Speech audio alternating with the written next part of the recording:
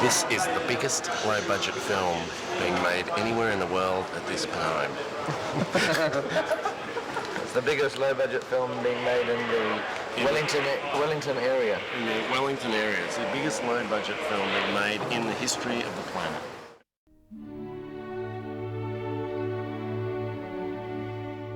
You know, even though we shot these 3 movies for 15 months, if we just had one unit shooting everything that needed to be shot, we'd be probably going for 6 or 7 years. We had these many units shooting, often 5 units shooting, sometimes 7 units shooting. Almost always we shot with 2 cameras on each unit. It was fairly high speed. I mean, Peter's one of those classic sort of people that his capacity to absorb a lot of information I find really amazing. So he's one of those sort of people that can work several shoots at once. 1A was the main unit and the other unit was called 1B. And then it became apparent that even those 2 units were not going to get through this amount of footage, so we created a second unit, which was directed by John Mahaffey. And eventually, as we went along, we realised that the second unit were not going to get through everything that they needed to get through either, so we created a second unit, which was directed by Jeff Murphy. Pete made it very clear that he couldn't be everywhere that he would like to be at every one time, but the people that were there in his place were ideal. They were the perfect people to be there, and Pete trusted them intrinsically, so we did the same.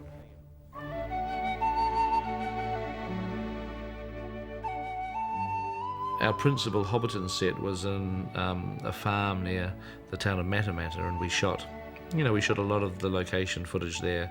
We'd seen beautiful sets before, but this was unbelievable. Because it was there, it was real, it was as we'd had imagined it. You know, Bag End was there with the massive tree sticking out of the top, coming down, as we'd seen it in various paintings and images before. It was exactly how we'd imagined it. Hobbiton was an exceptional location, except that it was extremely difficult to access. All the roads were really paths. It was a very fragile landscape, and yet we basically still had to come in with fairly sizable technology. It just required more physical labour to actually work the location. Today we're keeping the chimneys up and running. There's 47 chimneys in the location, which all have particular secret little ingredient smoke pots in them to keep them up and running. So it looks like there's a little bit of activity happening in the buildings. So, and maha to you too. Philosophically, as far as what we wanted to do with Hobbiton, since it was the opening of the film, we basically wanted to start off with sort of a very idyllic place, which is very, expressive of a simple lifestyle, a rural lifestyle, where people are actually very much in touch with nature. And I just wanted to make everyone feel like that it was like a holiday destination. People would love to want to go there. When you're walking throughout the Shire, you could see what an enviable existence it was for the hobbits. It's excellent. Everything is absolutely a joy to be here. It's fun. It's something totally different. I think I would have paid money to be a hobbit, but no, it's been great. Well, it's the 17th of January 2000. It's our first day back on the shoot since Christmas in the new century, and it was also Ian McKellen's first day today. You're late. A wizard is never late, Frodo Baggins. Nor is he early. He arrives precisely when he means to. And it felt like coming home, and that was a good feeling for me, because Gandalf was returning back to an area of Middle-earth that he loved and respected. No, thank you. We don't want any visitors, well-wishers, or distant relations. Yes, and what about very old friends? Of course, once Gandalf walks inside Bag End, then you're into a studio. You're no longer at Matamata, you're several hundred miles away, and you're in a small, confined studio. Often we filmed in 2 different scale sets, so Bag End was built, for example, in a large-size scale for Ian Holm to appear in, and a small scale, the Hobbit-size scale, for Ian McKellen to walk through.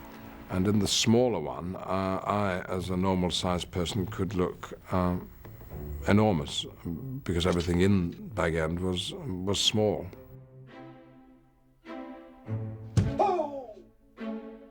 The Bilbo's party, which takes place on the party field, we see the party field at Matamata in the daytime being prepared, but when you actually go to the party at night, you're now inside a studio. You're not in Matamata at all. You're in the middle of the day. It's 2 o'clock in the afternoon, and you've got a studio pretending to be a Hobbit party at night. It would be great to get, with the fireworks, it would be great to get more applause, you know? We're getting sort of, that, which is nice, it's certainly better. But if we got a bit of, if we got a bit of jumping and actually cheering, more cheering and clapping at each firework burst, would be good.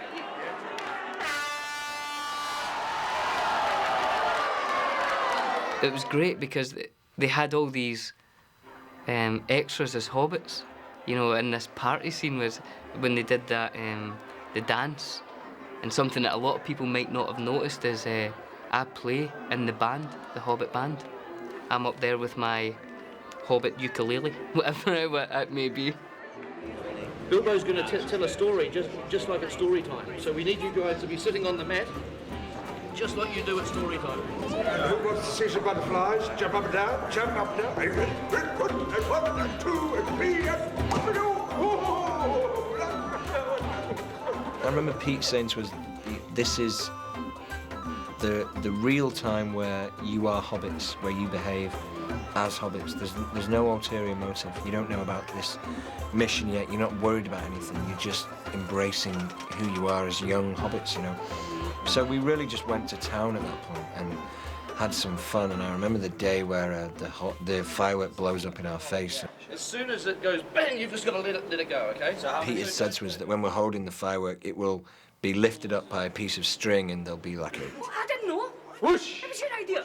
To just kind of scare us and let the cameraman know when the cut is going to happen for the real explosion. But Billy, being this kind of slightly feminine character that he is, was really quite scared by it and made this girly kind of woo shriek, which I barely got through the take on. You're supposed to stick it in the ground. Where's in the ground? Outside. That is your idea.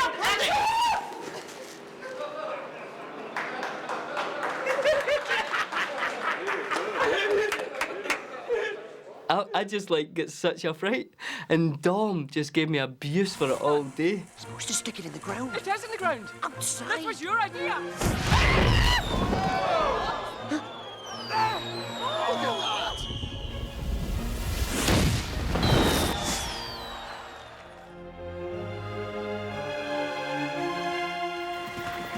You know, we've been shooting for about 4 months now, and we finally get to start to do things with the villains. Like, we've done a lot of shooting with the hobbits and Aragorn and our heroes, and it's great to finally get the dark part of the story on film to start to set up the sort of the opposition, as it were. You're putting the pieces together and you're realising that Yes, I've been saying all the time to myself, and for his ring to the stars now. Ruins. Yeah. Almost to myself. Almost to yourself. Might be quite nice. Well, it's obviously a big thrill to work with someone like Christopher Lee, who's a bit of a icon, and I mean, I haven't mentioned it to him at this stage, but I've been a big fan of his, obviously, most of my life, and watching Hammer horror double features when I was a kid, and you know, it's just sort of fun and a little bit unbelievable to finally be working with someone like that and having them on the set and directing them, and you know, it's a big thrill. Now, my first day in the garden, remember we got to take 10, which is very unusual with me. I don't say that in an immodest way. I mean, there just isn't time in most films. Wait a minute, 10, 11, 12. Surely we got that right. But it was Peter who wanted that line up, that line down, that word, that way, and those words, that way, or whatever. He waited until he got it. And it took a lot of takes sometimes. Well, we got used to it and realized that was the way he worked. No problem. I remember saying to Ian, I'm getting a bit worried about this, you know, because I think we got to take 11 or 12 or something, and I think I got it right. Oh, he said, you don't have to worry about that. I had 24 takes the other day, and it was only a couple of lines. Why don't I say, just to complicate it, say your line again. The 9 have left me no small goal. They have crossed the eyes. The 9? The 9? No. The interior of Orsank was, as far as I was concerned, papers, dust, and the sunlight coming through stained glass. A mess. And then leading out from that, the more imposing, dark inner sanctum with Saruman's large chair, like a throne, raised up above the very shiny black surface of the floor. It was a place like no other. I'd never been in a room like that. It didn't remind me of anything, and I just thought, oh, I see, this is where Saruman thrives and plots. And so that was a very evocative and helpful set. The costume was extremely long, and I had considerable difficulty in walking up the steps to my throne. Sometimes I managed to do it, sometimes I didn't.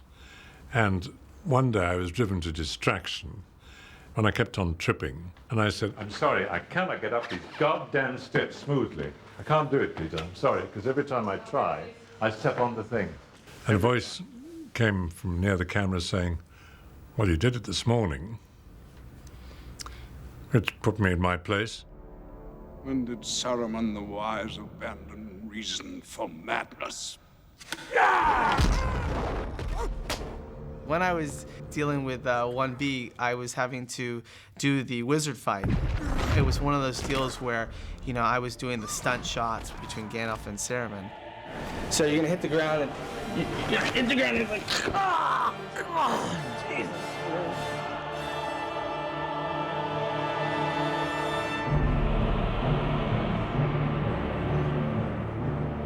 The stunts were superbly well done. I had no idea what it was going to look like. I had no idea until I saw the film. Works very well indeed.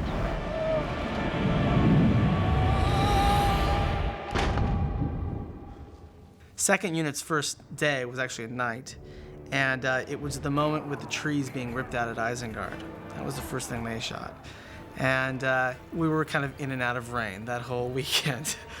And that kind of became the mantra for second unit. It rained for about 2 weeks, and so this whole scene was shot in pouring rain in the middle of the night on beautiful green grass, which turned into about 8 inches of slimy mud within an hour of starting. And it just added another dimension to the whole the look of it. It just added a huge, wonderful shininess, muddiness, grungy, sort of real element that no one could have imagined, really.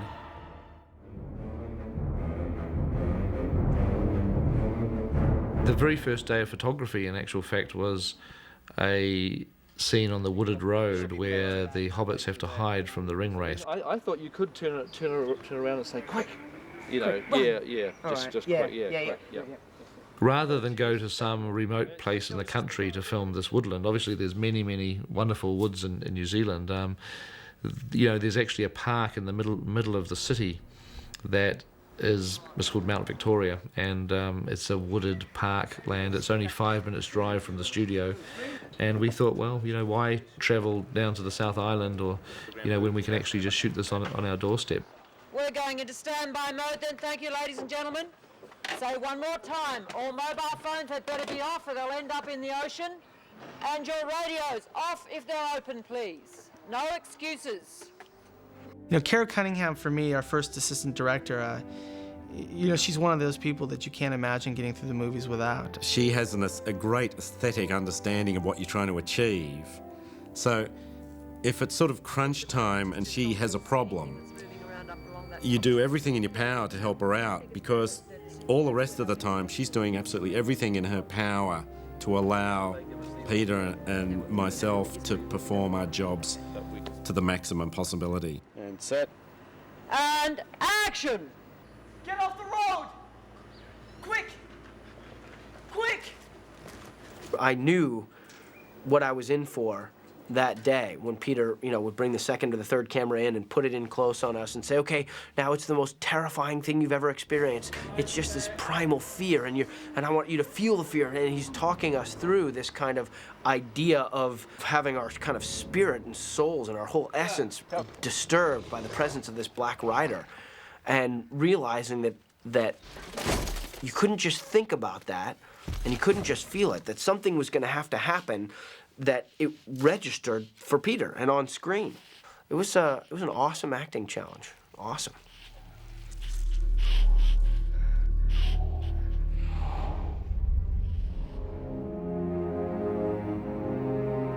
The town of Bree was one of the very first sets that we shot in, towards the end of our first week of shooting. I think we shot all of Bree, for the most part, the actual city street of Bree in one night. And we had the rain towers, and it was mad and crazy. It blew me away that they could take a very small piece of set and sort of build it into the earth and then film it and pan off of it and just trust that digitally the rest of the world would be created beyond that. The Prancing Pony was, like most of the sets, very authentic, really well crafted. It was a place where you step on the soundstage, you walk in the door to the Prancing Pony, and you're there. I mean, it was so well constructed. And then we had these massive tables that we sat at. So it made us look small, like we were too small for the big tables. Big mugs and, big plates. It made us feel smaller, and it kind of made that world more realistic for us. What's that? This, my friend, is a pint. It comes in pints? Oh. I can get you one.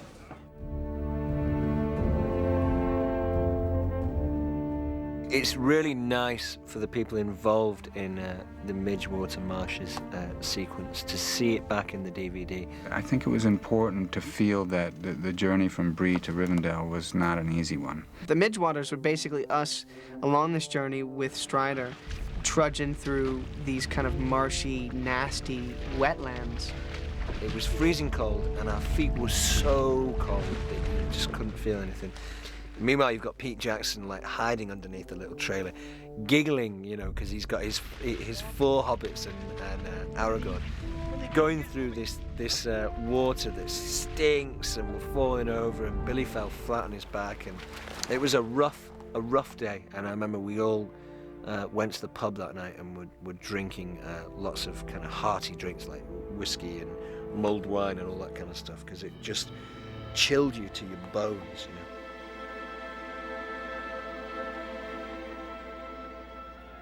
The sword work on the movie was obviously incredibly important. The Weathertop fight was one of the early fights in the film. Weathertop was the main thing that we rehearsed before we started filming. The actors arrived about 6 or 8 weeks before the shoot.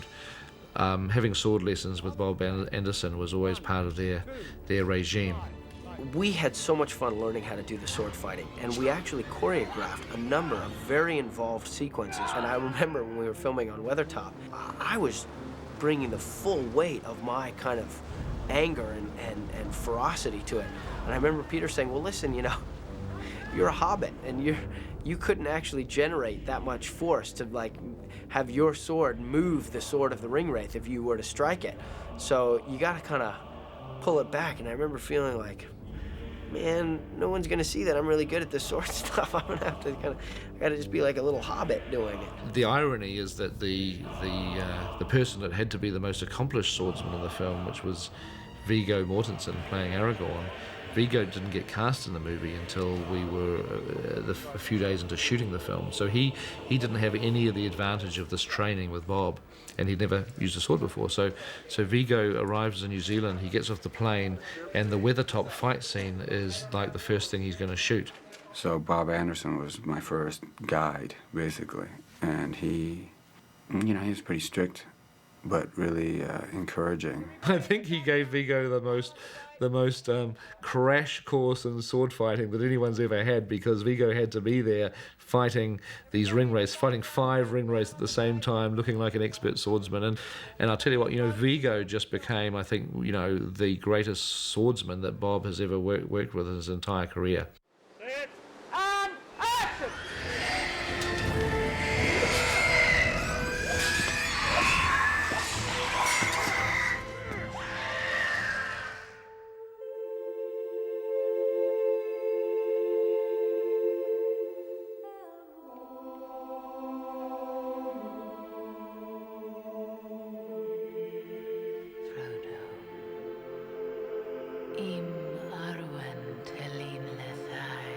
We actually realized that bringing Arwen's voice down to a really low register how that suddenly just made everything work, because it showed her depth and her age and her wisdom.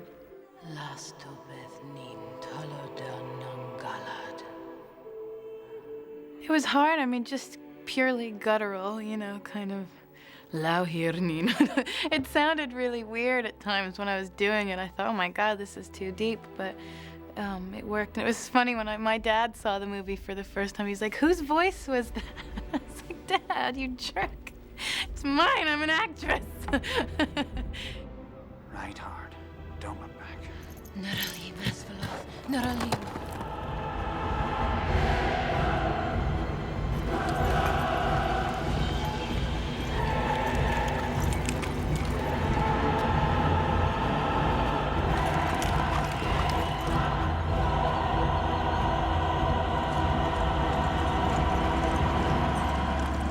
Cutting!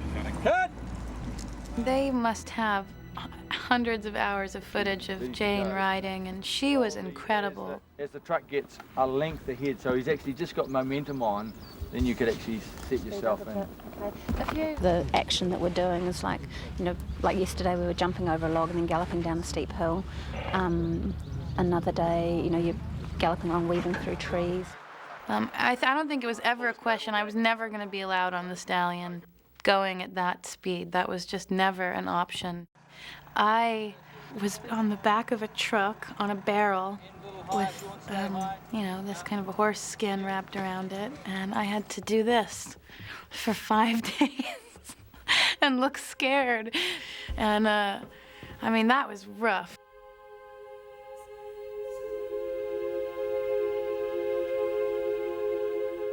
The Rivendell location was primarily built at a park called Kaitoki.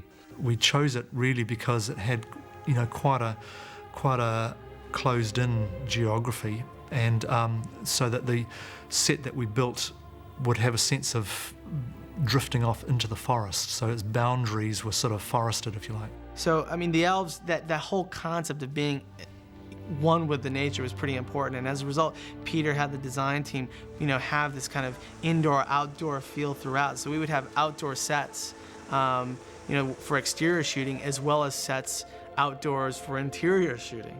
And we mimicked that on the stage as well, where we would have, you know, interior sets of Rivendell that still had that outdoor feel. So we'd have trees on the stage, you know, or we'd have like, you know, matte painting backdrops, you know, of rocks and whatnot in the distance. But the thing is, I mean, in the end, you still basically, what you do is you look at, you know, you just try and sort of remember the qualities of natural light that are in the environment, or the sort of qualities you want to achieve, and then you go into the studio and now you're basically trying to achieve those qualities, except that you have to do it artificially. The reason we built Elrond's council chamber inside was we had to be able to control the environment completely, so it wasn't something we could really shoot out at Kaitoki.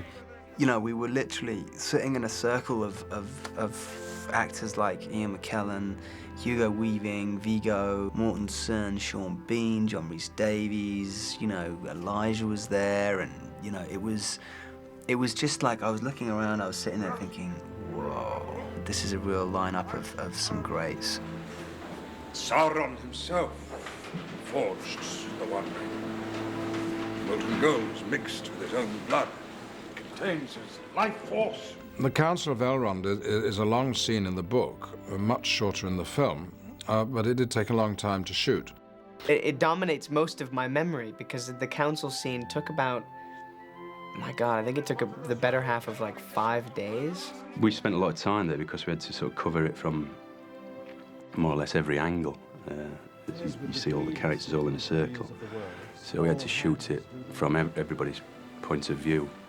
And so by the end, I mean, I think we all knew each other's lines because we'd heard them that many times.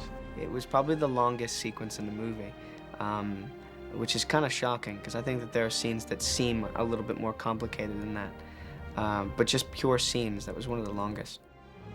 You shall be the Fellowship of the Ring. Right. Where are we going?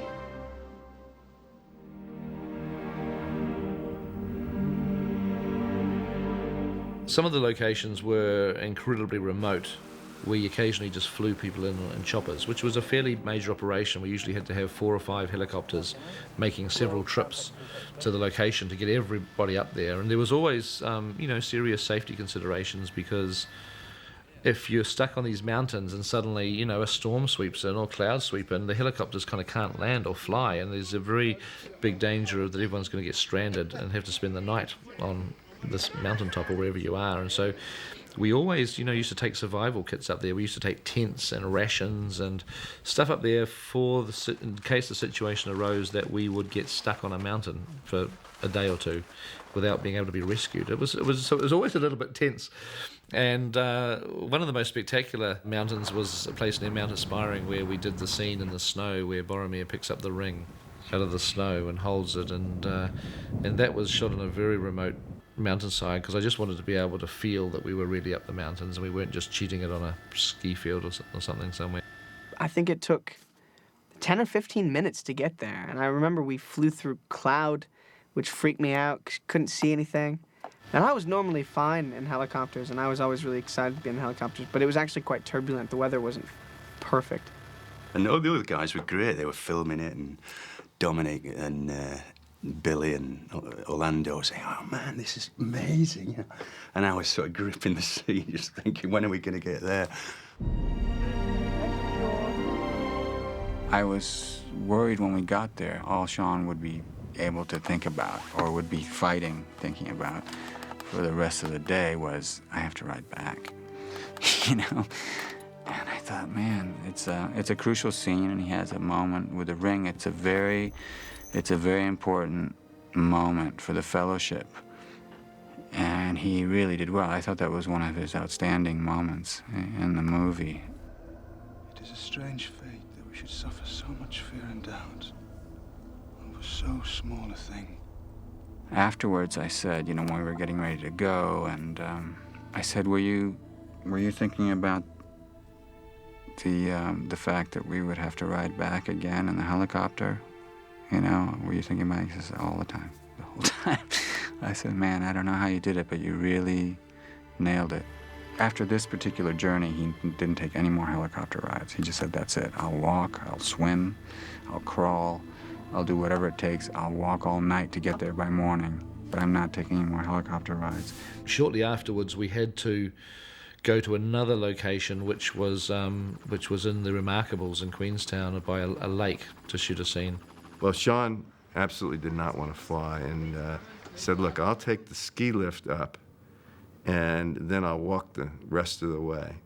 We shot there for 2 or 3 days, and our day would begin with everybody flying in the helicopters. And as we flew over at 7:30 in the morning, we'd look down, and there'd be this tiny black speck climbing the cliff. It was almost like a cliff face, and it was Sean Bean dressed up as Boromir, like a human fly on the wall, clambering up this mountainside all by himself to sort of get to the location, because he didn't want to go there in a chopper. He had 2 hours of climbing to do.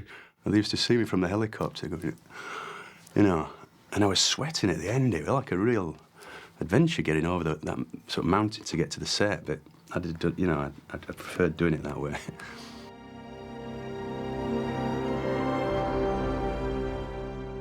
The scene of the Fellowship and the Avalanche was very difficult to shoot. I actually didn't shoot much of that. That was directed by John Mahaffey. It was shot in a stage with this fake snow. The simulated snow is a rice-based product. To taste, it was kind of salty or something. It was kind of like almost like sawdust, salty sort of sawdust or something. It was horrible. It gets into your eyes. It affects your eyes more than anything else. He will actually leave Gandalf and go behind him. Even after one day of it, it left your face really red and raw, it just really got in your eyes and your ears, your whole body. It was a high salt content in it, whatever it was. Filmmaking is very counterintuitive. When it's supposed to be freezing cold and snowing, you're invariably on a set where the Klieg lights are on and you're so hot that your sweat is pouring down your face. You had to keep saying to yourself, no, I'm feeling very cold. I'm in the snow. Despite the warmth of the bright lights. However, uncomfortable is what it must be to be in an avalanche, and so in the end it's probably an aid to believability.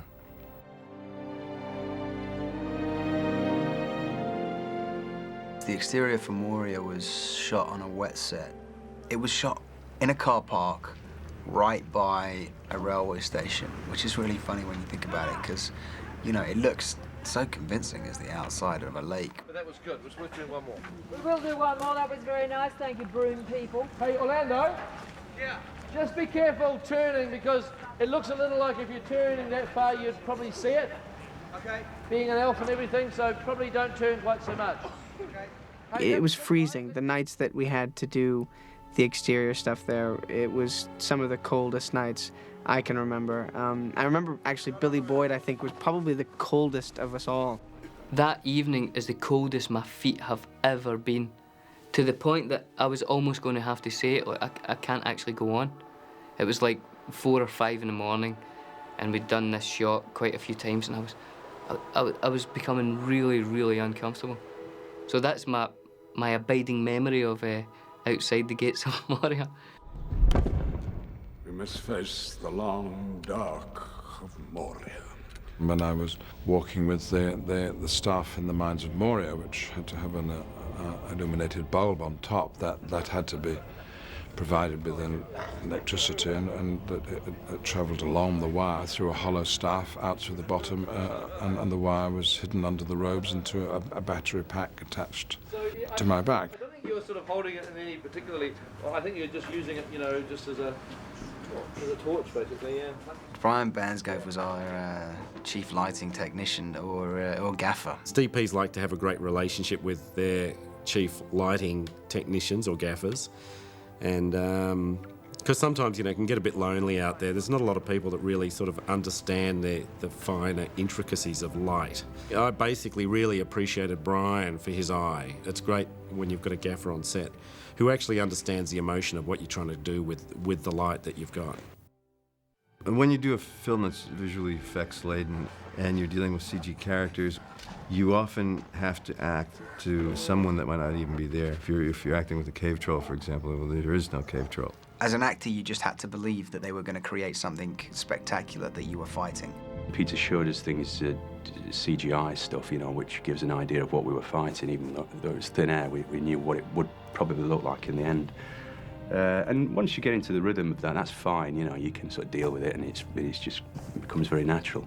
We'd already faced so many different situations together as a group that it was all right. And there was just a lot more that was invisible, and therefore a lot more make-believe involved in that, shooting that sequence. And then when you see it all put together, it's fantastic because it all makes sense. You know, sometimes somebody's telling you to do something, it seems really weird, and it seems wrong, and it seems, but this is crazy. But you said, trust, you know, trust it, it's going to look good, and it did, you know.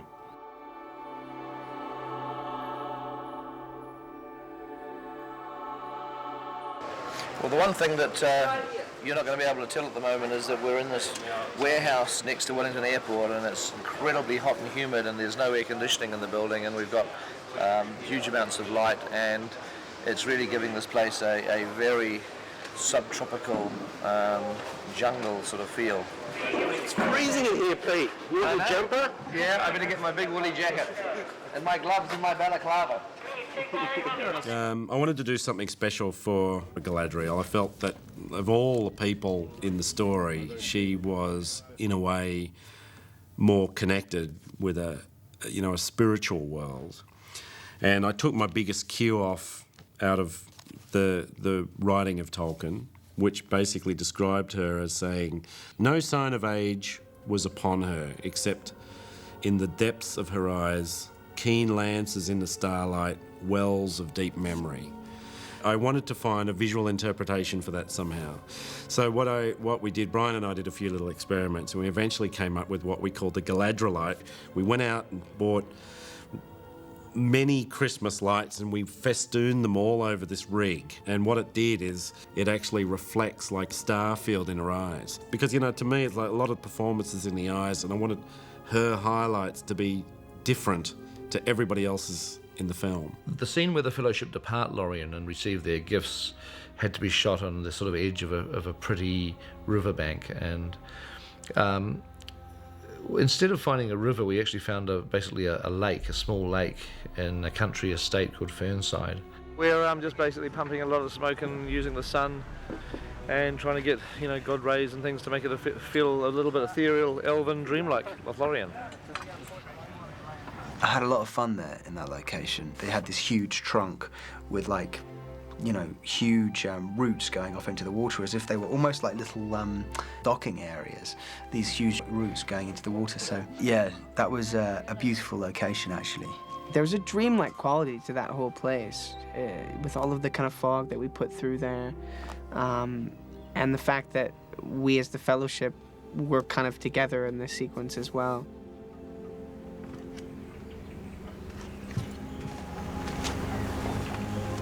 Samwise Gamgee, Elven Road. Thank you, my lady. Have you run out of those nice shiny daggers? We shot that scene over several days, which I'm really glad has gone back into the extended cut now, because it's quite a nice scene and sort of essential to the story, because the Fellowship are given these gifts which they use in subsequent movies. So I'm glad that we're actually able to let people see that scene now, because it sort of sets things up for the next two films. Technically, the scene was difficult because when you read about it in the book, it's quite enchanting. Gimli says, yes, there is one thing I would have. I would have one hair from your head. And she gives him 3. Now, on the page, that works, but think about it in terms of film. There's the dwarf with his great big gloves on, and there's this elegant, wonderful woman. And what's she going to be doing? She's going to be doing, all right, then you want a hair sort of thing. Oh, damn. Well, there it is.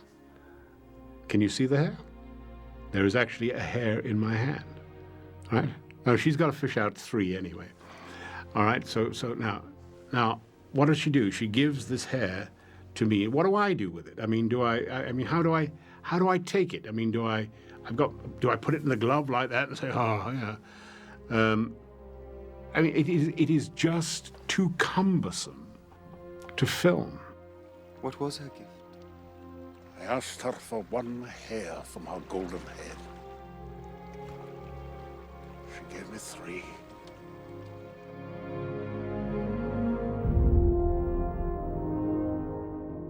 Some of the rivers that we were shooting on in the South Island, they were picked for their beauty, but they were fast flowing and they were very deep.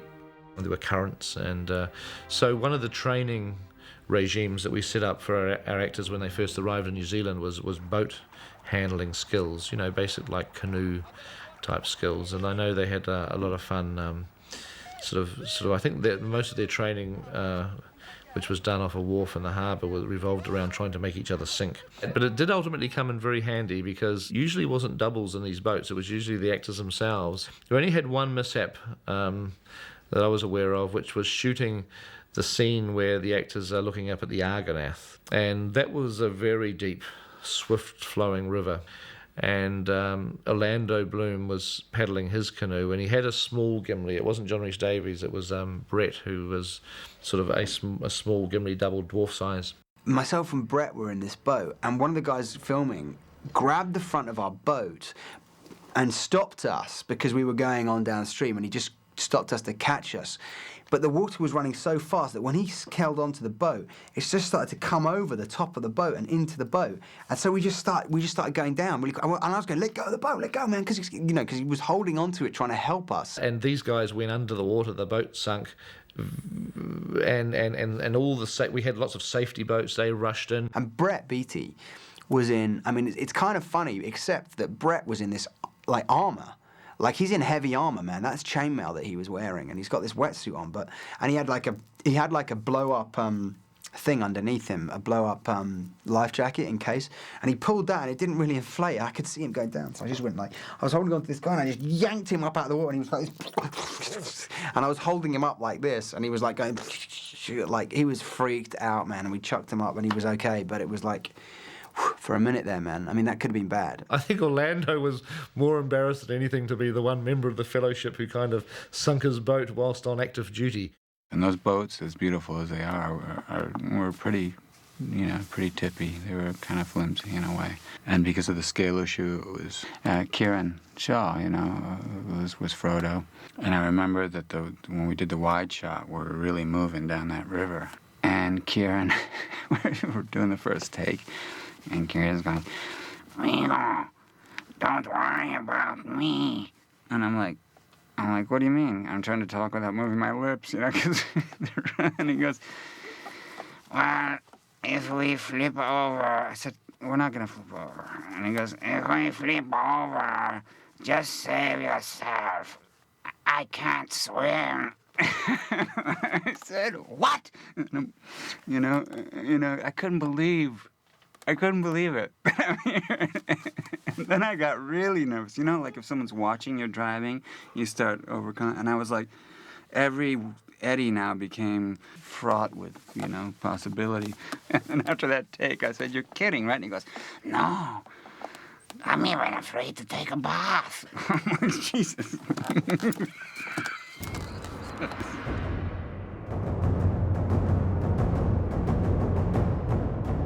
Towards the end of 1999, and like 2 or 3 months after we started shooting, we ended up filming our first really big battle scenes, I guess, of the trilogy, and they were the Ammon Hen fights at the climax of the Fellowship. This is a fight routine that happens on top of this hill, and you guys are charged up the brow of the hill, and you're flooding over here, and Aragorn here, Vigo, gets to fight you single-handedly. One versus 100. Your killing machines move forward with the intention that you're going to kill. So keep it fluid, not stilted. Give it the best you can. Thank you. Richard made this impassioned speech, you know, for the sake of authenticity, this and that. But it was about bloodlust, about don't be afraid to maim, and just, I mean, you know, he was trying to do justice to Tolkien's vision, you know, and so he was just, there is no mercy, there is no, and these guys, you could see them shaking with anticipation, and I looked over at Pete, and then I looked over at the stunt coordinator, who was just going like that, who was feeling the same as I, which was, these guys didn't need any more you know, encouragement to, like, you know, beat the snot out of me. I was like, I'm not gonna be ashamed if I have to just turn around and run my ass off down the hill. It's no problem. You know, I got a long shoot ahead of me.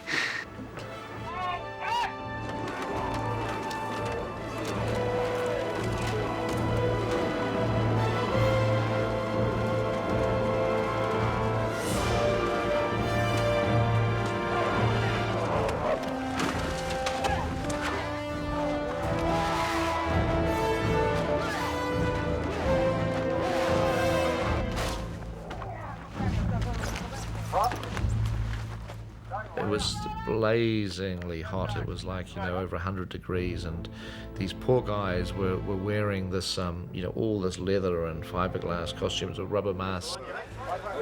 Warm in there. Very warm in there. Cheers, guys. Cheers. Coming. Now turn around. Yep. Turn around. Into the legs. Yep. Stomach. There. Gotcha. The great rules of karate are, if you cannot stand, you cannot fight. If you cannot see, you cannot fight. If you cannot breathe, you cannot fight. Sure enough, there I am, my helmet over my eyes like that. And in truth, very, very hard to fight.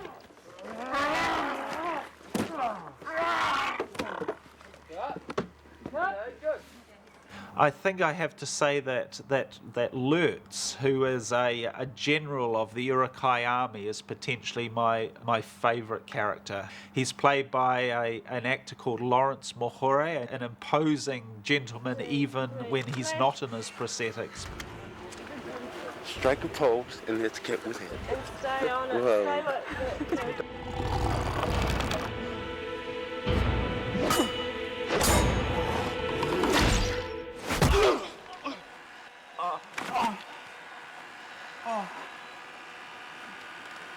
Oh. No! Cut it. Cut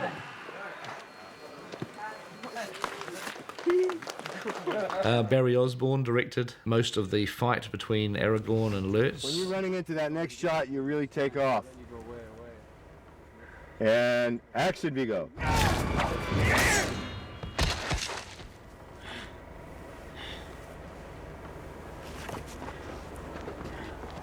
On this movie, I have so much to do that it takes actually quite a lot of effort to be able to do this. And I find myself conflicted. But right now, finishing the movie seems to me to be the most important thing, and helping Peter out in that fashion is appropriate on this film. Okay.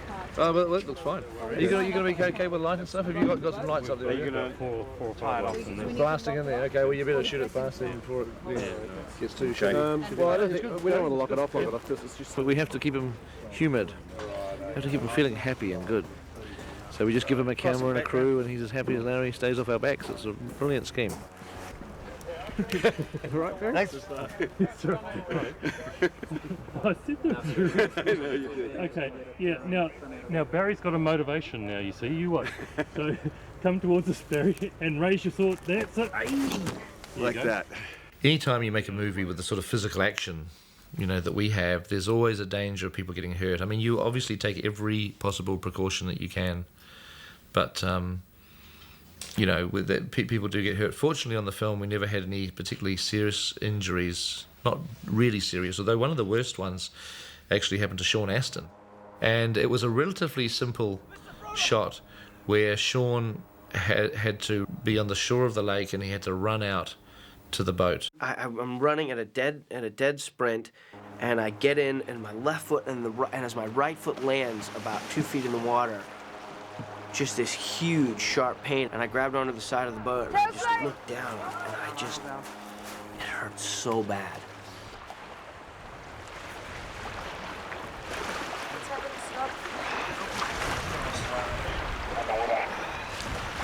Let's sit him down and have a look at his foot. Mikey, where are you?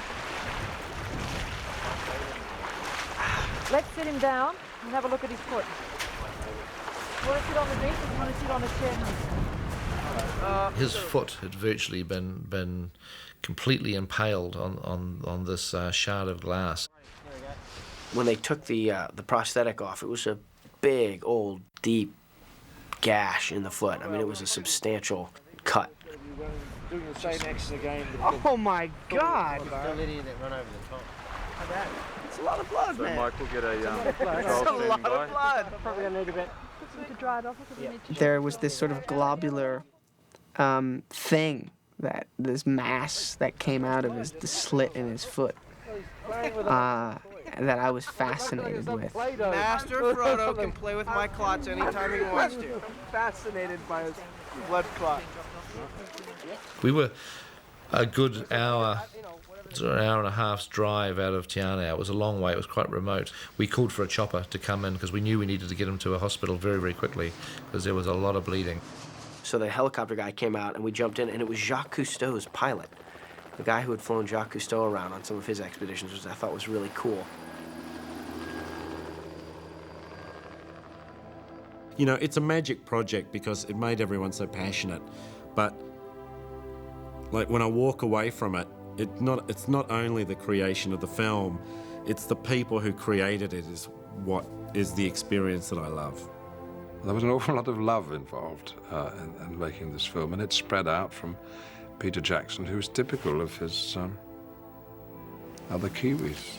Dedication and love are all mixed together.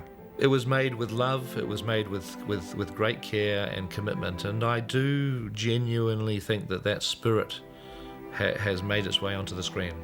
And that in a way, to me, is what the real heart of the Fellowship of the Ring is. It goes beyond the heart of Tolkien's book, and something of this incredible spirit that was used making it has made its way onto the finished film.